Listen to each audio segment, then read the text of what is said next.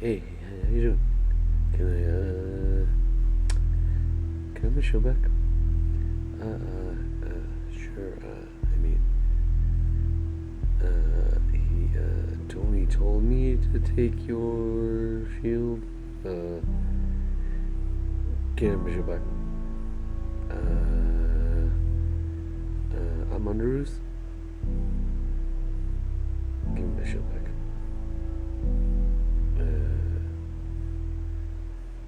I don't have it. I don't have it. I love your movies. Captain America: First Avenger. I loved that movie when it first came out. I love the old style, like 1940s action adventure stuff.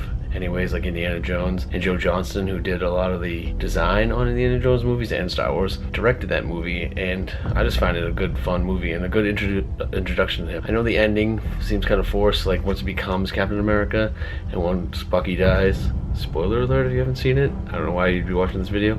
After that, it is kind of rushed to the end, but I'm fine with it. Some people say it's a setup for Avengers too much. I don't think so. I think it's a fun, very well directed movie. Then Winter Soldier came out. That movie is hands down the best Marvel movie. Marcus McFeely and the Russo brothers took a superhero movie, but put it in a different genre, that thriller genre, and adding Robert Redford. Just that dynamic of having a thriller, but still be a superhero movie. It's something special, and I really liked it. And the action sequences are awesome, and the importance of it being it's a Captain America film. It's very personal. Captain America went from being, in the Iron Man's universe, that whole dynamic between them, between Bucky and him, and I think I've read the Russos say this, or how it was a unique opportunity to almost do like a Empire Strikes Back type thing between two characters. Bucky's revealed to be the Winter Soldier.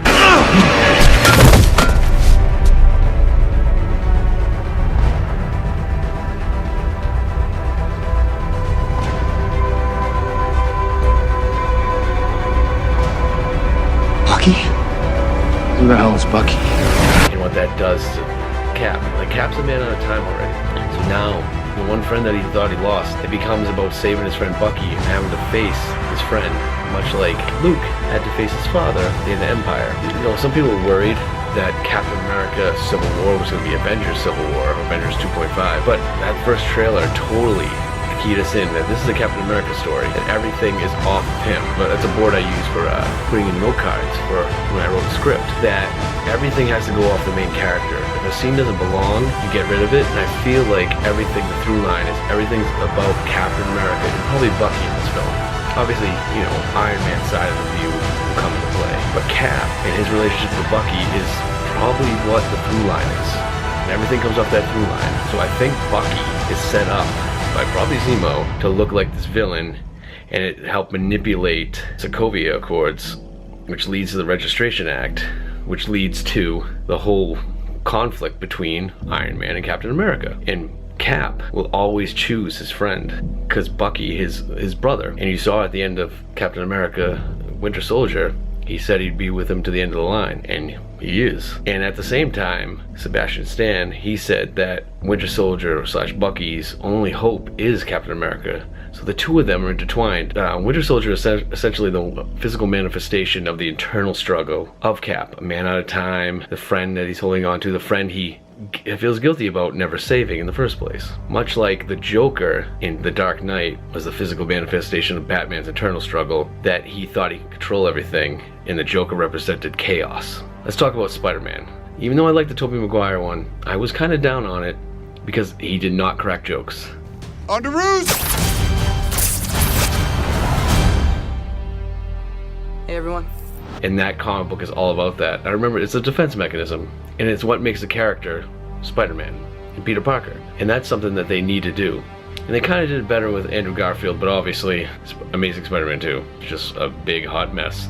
A lot of rehashing of the previous movie. I don't know what the heck that was going on there. Too many characters. Although it appears that all the characters here work, but again, they probably get their singular moments, but everything is important through that through line that is Bucky and Cap, who's the protagonist of the film. Black Panther instantly looks badass.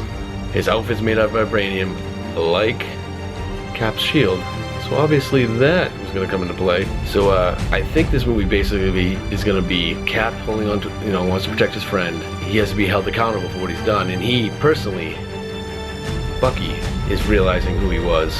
And I don't know if some people saw a clip. I'm going to put it up here. It appears that, it ain't Cap and Winter Soldier are hugging right away. It looks like Winter Soldier is still trying to defend himself and running away from everybody. So we'll see how that goes. I mean, I'm not sure exactly what's going to happen in the movie, but I feel like the battle between all these guys, and I've heard that they don't, it's not just like, oh, I'm mad at you. It's actually a conflict, a battle between these guys. That's what we want to see, unlike some other movie where it didn't make any sense. I'm not going to name names, but I'm not on Marvel's books. Marvel just makes better movies right now. That's all I can say. This is spoilers if you haven't read Civil War, so leave now.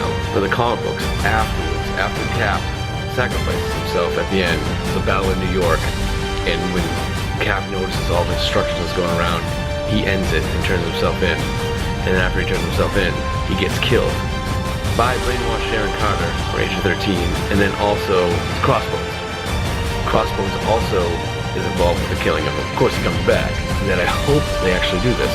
I know some people on the web and on blogs have said they don't think Marvel will kill a major superhero.